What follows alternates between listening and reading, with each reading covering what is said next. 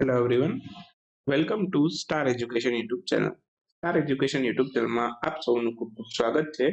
આજનો જે વિડીયો છે એમાં આપણે ચર્ચા કરીશું 30મી જાન્યુઆરીના તમામ અગત્યના કરંટ અફેર. સૌથી પહેલા તો આપણી ટેલિગ્રામ ચેનલ જોઈન કરજો. સ્ટાર એજ્યુકેશનની તમામ ઓફિશિયલ અપડેટ તમને આપણી ટેલિગ્રામ ચેનલમાં મળતી રહેશે. આ ઉપરાંત આપણી એન્ડ્રોઇડ એપ્લિકેશન પણ છે. એન્ડ્રોઇડ એપ્લિકેશનમાં તમે આપણું પેઇડ કન્ટેન્ટ એક્સેસ કરી શકો છો. ડિસ્ક્રિપ્શનમાં પણ લિંક મળી જશે. હાલમાં જ લેટેસ્ટ આપણે જાન્યુઆરીનો વીક 3 નો અંક પબ્લિશ કર્યો છે અને વીક 3 ની ટેસ્ટ પણ આપણે પબ્લિશ કરી છે. તો અત્યારે 31મી જાન્યુઆરી સુધી તમે આપણો જે કોર્સ છે કરંટ અફેરનો 499 માં એક વર્ષ માટે ખરીદી શકો છો. આવનારા એક વર્ષ સુધી તમામ કન્ટેન્ટ તમે એક્સેસ કરી શકશો. શરૂ કરીએ આજનો વિડીયો 30મી જાન્યુઆરીના કરંટ અફેર. સૌથી પહેલો ક્વેશ્ચન આજના વિડીયોમાં, હાલમાં જ અમૂલના નવા ડાયરેક્ટર કોણ બન્યું છે? અમૂલ છે એના ડાયરેક્ટર પદ ઉપરથી RS સોઢી છે એમણે રાજીનામું આપી દીધું, રિઝાઇન કરી દીધું અને ત્યાર પછી નવા બન્યા જયંત મહેતા. ઓપ્શન સી આપણો આન્સર થશે. હાલમાં જ અમૂલના નવા ડાયરેક્ટર પદ ઉપર છે જયંત શાહ નહીં, જયંત મહેતા. જયંત મહેતા, બરાબર. તો જયંત મહેતા છે અમૂલના નવા ડાયરેક્ટર બન્યા છે. RS સોઢીએ રાજીનામું આપ્યું.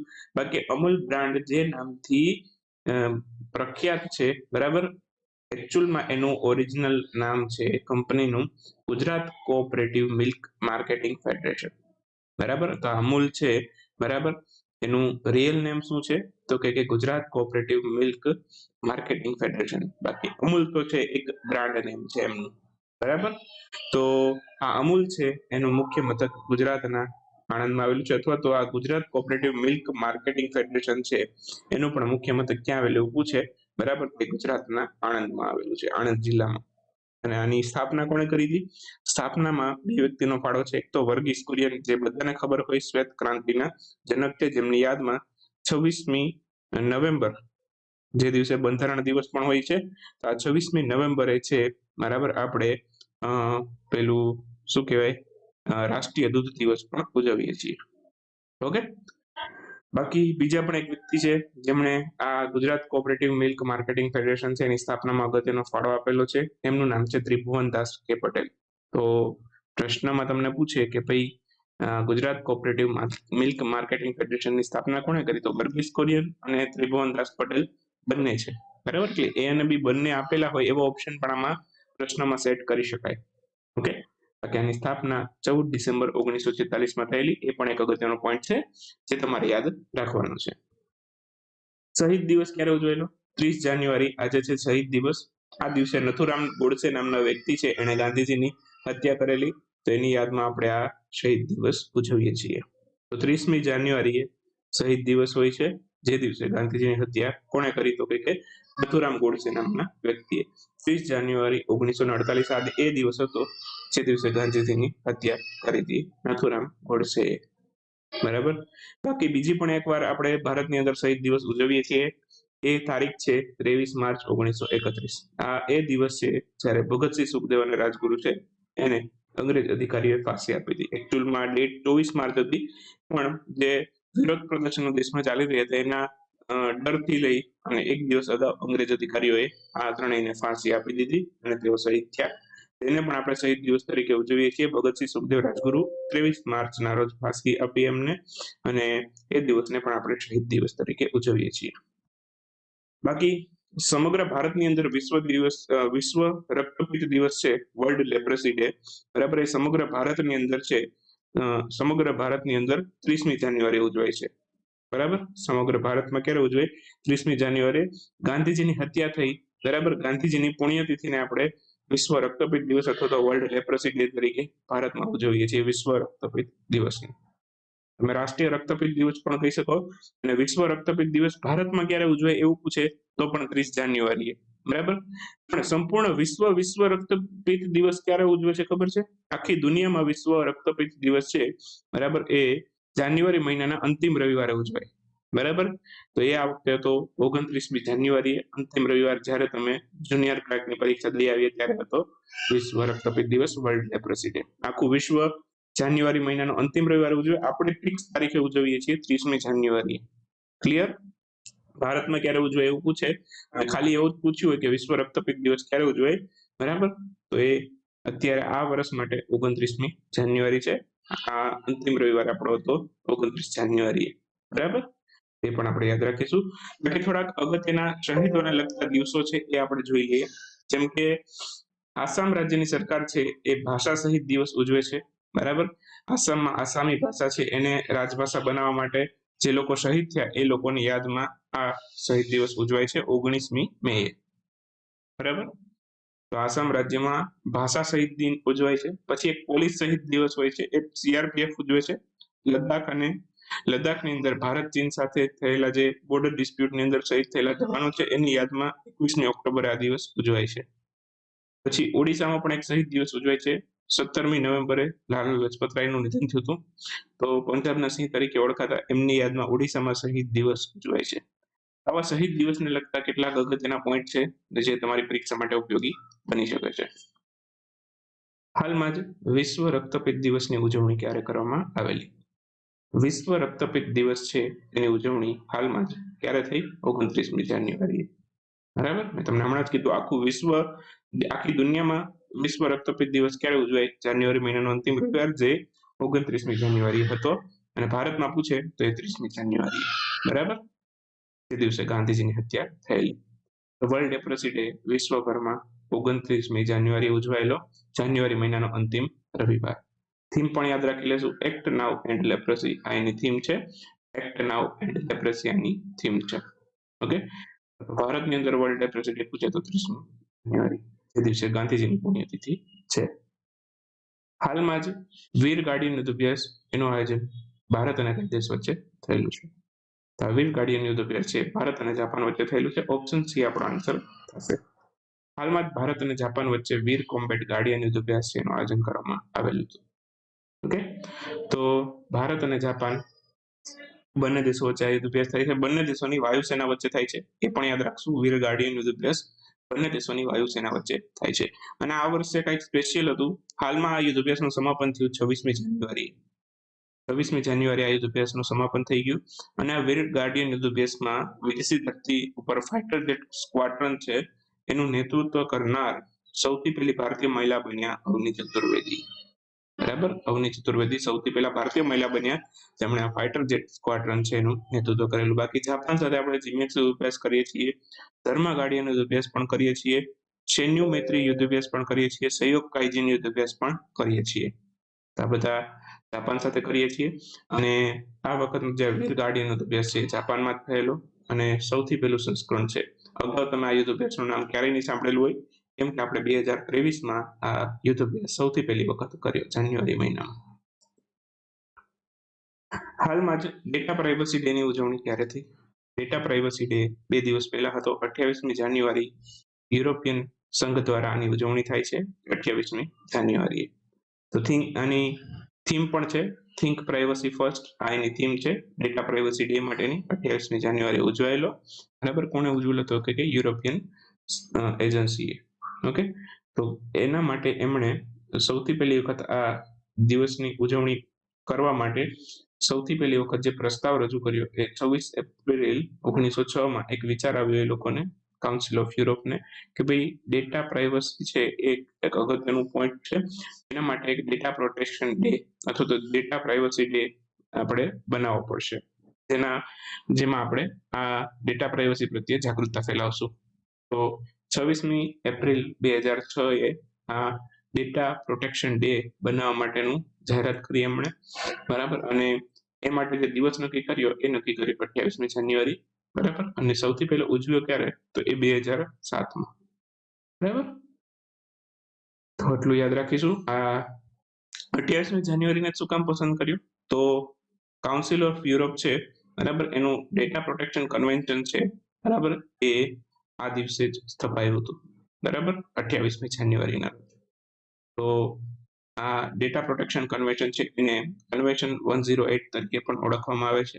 તો એની સ્થાપના આ દિવસે થઈ હતી, એટલા માટે આ દિવસને પસંદ કર્યો. હાલમાં કેબીઆઈસી ખાદી ફેસ્ટનું ઉદ્ઘાટન કયા સ્થળેથી કર્યું? આ કર્યું મુંબઈ ખાતેથી. મુંબઈમાં કેવીઆઈસી નું હેડક્વાર્ટર પણ આવેલું છે. તો કેવીઆઈસી નું હેડક્વાર્ટર ક્યાં છે તો કે મહારાષ્ટ્રના મુંબઈમાં. એમએસએમઈ મંત્રાલય હેઠળ કેવીઆઈસી કાર્ય કરે છે. પૂરું નામ કેવીઆઈસી નું છે ખાદી અને village khadi and village industry commission, આ એનું પૂરું નામ છે. ગુજરાતીમાં કહીએ તો ખાદી અને ગ્રામ ઉદ્યોગ આયોગ. ઓકે, બાકી કેવીઆઈસી છે, બરાબર, એને આનું ઉદ્ઘાટન મહારાષ્ટ્રના મુંબઈથી કરેલું ખાદી ફેસ્ટનું. અને ઉદ્ઘાટન કોણે કરેલું એવું પૂછે તો મનોજ કુમાર, જે કેવીઆઈસી ના ચેરમેન છે. કેવીઆઈસી ના ચેરમેન આનું ઉદ્ઘાટન કરેલું, બરાબર, મનોજ કુમાર. 1956 કેવીઆઈસી છે એની સ્થાપના થયેલી. હાલમાં જ યુરોપિયન સ્પેસ એજન્સી દ્વારા કયા ગ્રહ પર જ્યુસ મિશન લોન્ચ કરવામાં આવેલું? યુરોપિયન સ્પેસ એજન્સીએ જે જ્યુસ મિશન લોન્ચ કર્યું છે એ કયા ગ્રહ માટે કર્યું છે? એ ગુરુ ગ્રહ માટે કરેલું છે. તો આન્સર આવશે ગુરુ. ઓપ્શન ડી આપણો આન્સર થશે. હાલમાં જ યુરોપિયન સ્પેસ એજન્સી દ્વારા ગુરુ ગ્રહ પર જ્યુસ મિશન છે એ લોન્ચ કરવામાં આવેલું છે. આ જ્યુસ મિશનને લોન્ચ કરવા માટે યુરોપિયન સ્પેસ એજન્સી છે એમણે એપ્રિલ 2023ની તારીખ જાહેર કરી, બરાબર. એપ્રિલ 2023માં જ્યુસ મિશન લોન્ચ થશે. આના માટે સંપૂર્ણ ટેસ્ટિંગ પણ થઈ ચૂકેલા છે. હવે લાસ્ટ ફાઇનલ ટેસ્ટિંગ થવા જઈ રહ્યું છે અને જ્યુસ મિશન છે એપ્રિલ 2023માં લોન્ચ થઈ જશે. જ્યુસ મિશનનું પૂરું નામ છે Jupiter IC moon explorer. Jupiter IC moon explorer આ જ્યુસ મિશનનું પૂરું નામ છે. અને આ મિશન શેના માટે છે? જ્યુસ મિશનથી ગુરુ ગ્રહના ચંદ્રો વિશે માહિતી મળશે. કયા કયા ચંદ્રો? ઘણા બધા ચંદ્રો છે. તો એમાંથી ગાનીમેડ વિશે માહિતી મળશે, કેલિસ્ટો વિશે માહિતી મળશે અને યુરોપા. આ 3 ચંદ્રો વિશે આપણને ગુરુ ગ્રહના 3 ચંદ્રો વિશે માહિતી મળશે. ગુરુ સૂર્યમંડળનો સૌથી મોટો ગ્રહ છે, બરાબર, સૌથી મોટો ગ્રહ છે ગુરુ ગ્રહ છે, બરાબર. એ સૂર્યમંડળનો સૌથી મોટો ગ્રહ છે. તો એક પોઈન્ટ પણ આપણે યાદ રાખી દઈશું. ચલો વાત કરીએ હવે ક્વિક ન્યૂઝની. ક્વિક ન્યૂઝમાં સૌથી પહેલો ક્વેશ્ચન આજના વિડીયોમાં.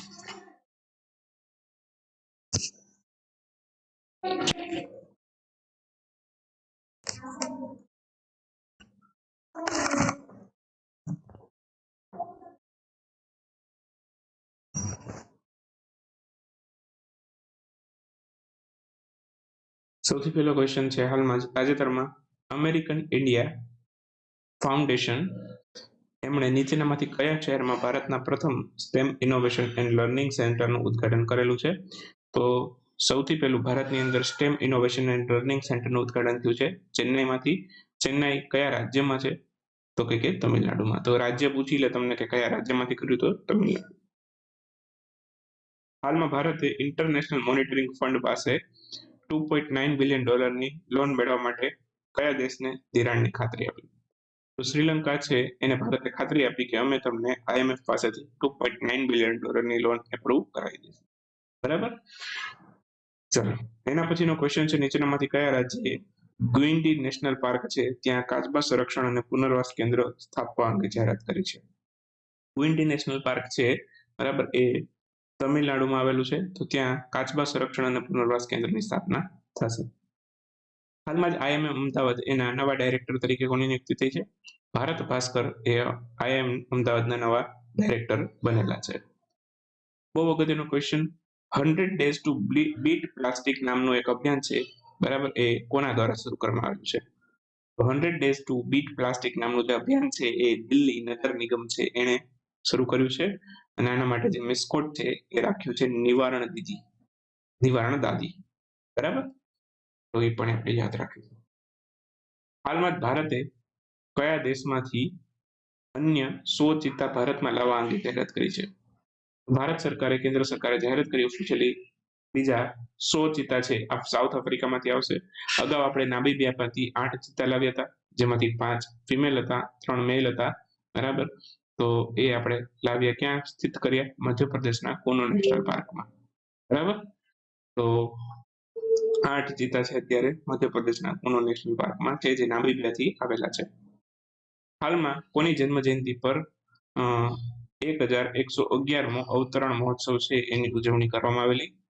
તો 1111મો અવતરણ મહોત્સવ, જેમાં પ્રધાનમંત્રીએ પણ વિશેષ શ્રદ્ધાંજલિ આપી, બરાબર, એમની જન્મ જયંતિ ઉપર. અને આ કોના જન્મ જયંતિ ઉપર કરવામાં આવેલો હતો અવતરણ મહોત્સવ? તો કે ભગવાન શ્રી દેવનારાયણજીના જન્મ જયંતિના અવસર ઉપર દેવનારાયણજી. હાલમાં દ્વિવાર્ષિક એર શો અને એવિએશન એક્સપો, જેનું નામ છે એરો ઇન્ડિયા. દર 2 વર્ષે આનું આયોજન થાય એરો ઇન્ડિયાનું. તો એનું આયોજન કયા શહેરમાં થયું છે આ વર્ષે? આ વર્ષે થયું છે કર્ણાટકના બેંગ્લોરમાં. રાજ્ય પૂછે તો બેંગ્લોર અને શહેર પૂછે તો રાજ્ય પૂછે તો કર્ણાટક, શહેર પૂછે તો બેંગ્લોર. ઓરેન્જ ફેસ્ટિવલ એનું ત્રીજા સંસ્કરણનું આયોજન ભારતના કયા રાજ્યમાં થયું છે? આ નાગાલેન્ડમાં કરવામાં આવેલું. આન્સર આવશે નાગાલેન્ડ. બહુ જ અગત્યનો ક્વેશ્ચન, હિડનબર્ગ રિપોર્ટ છે એને ભારતના કયા ઉદ્યોગપતિ ઉપર વિશ્વના સૌથી મોટા ફ્રોડનો આક્ષેપ લગાવ્યો છે? આ અદાણી ગ્રુપ ઉપર લગાવ્યો છે. તમે જો હમણાં છેલ્લા 2 દિવસથી તમે ગુરુવારની શુક્રવારની સ્ટોક માર્કેટ જોઈ હોય, બરાબર, તો લગભગ 1-1.5% જેટલું ડાઉન હતું ને અદાણીના શેર તમે જો, બરાબર, તો એ લગભગ 15%, 20% આટલા બધા ડાઉન જતા રહ્યા એક જ દિવસની અંદર, બરાબર.